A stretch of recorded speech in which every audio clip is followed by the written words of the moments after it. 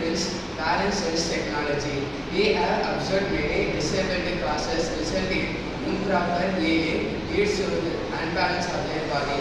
We are the students of the class 10. Our vendor Radhika ma'am in response.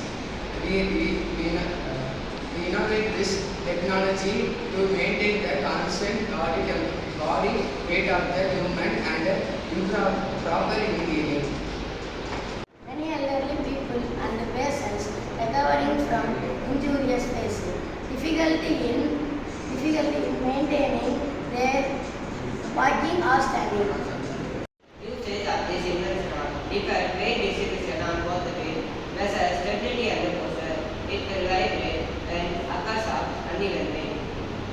Aim for this project, the patient footprint balance sense technology is designed to help patient improve their balance safely. Conclusion. Support proper patient posture to ensure of comfort and stability during care. It prevents the development of secondary complications such as pressure source of musculoskeletal issue. Let us explain the working of this model.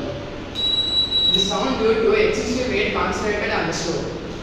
This helps the person who under